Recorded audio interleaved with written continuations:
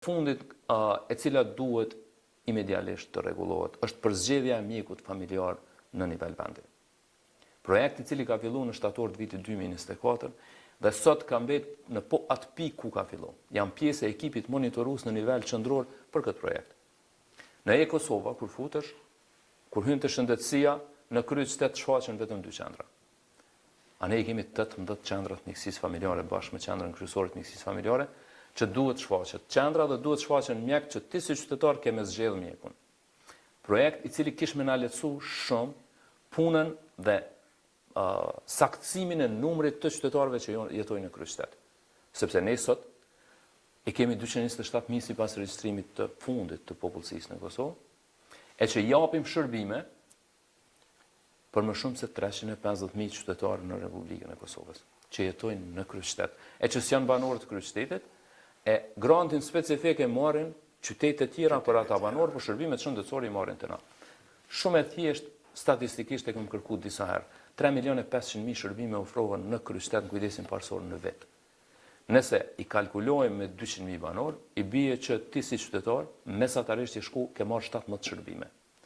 Brenda vitit, që nuk është e vërtetë. Sepse është 2 pishin numrit banorëve. Zamonem ka nashta me vite që nuk kam nevojë. Kur e nxjerrim mesatarën, pranojmë deri në 8-9-10 shërbime që i marrin qytetarët, po jo 16 shërbime, 17 shërbime. Se nuk ndodh. 1.250.000 vizita shëndetësore janë realizuar në vitin 2024. E që i njëjti trend, e ndoshta pak më shumë është në vitin 2025. Dhe kjo e tregon realitetin se ku jetojmë dhe sa qytetarë janë në kryeqytet. Mirë po me projektin e përzgjedhjes së mjekut familjar, kjo do të definohet dhe do të tregohet saktësisht se sa qytetarë po kërkojnë me zgjedh mjekun. Sepse ai që i shkruan komuna tjetër, ai nuk do ta ketë çastin me përzgjedh mjekun në kryeqytet. Dhe kjo e sqaroj, se nuk mundet një qytet me pas numër më të madh mjekëve se sa numrin e banorëve, dhe ka qytete të tilla. Në vitin 2023, nëse nuk gaboj, janë nda 299 numra për nivelit qendror, ekstra numra për mjekësinë familjare, Prishtina ka përfitu 0. Do të kthehem prapë te sigurimi shëndetësor. Po besoj e dim të gjithë se kjo është njëra nga sfidat më të mëdha për qytetarët e Kosovës, dhe jo vetëm për qytetarët e Kosovës, por është njëra nga sfidat e mëdha për secilën qeveri që ndoshta ka 20 vite gati që është fillu debati për krijimin e sigurimit shëndetësor. Pse Kosova në realitet nuk e ka sigurimin shëndetësor? E thash, pa një sistem informativ shëndetësor kualitativ, as mundet me u mendu, me u fillu. Fillimisht hallka e parë është formimi i një sistemi informativ shëndetësor të shëndosh dhe të qëndrueshëm dhe të sigurt.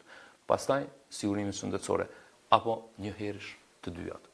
Sigurimet shëndetësore janë çelësi i suksesit të ofrimit të kualitetit ose shërbimeve kualitative në vendin tonë.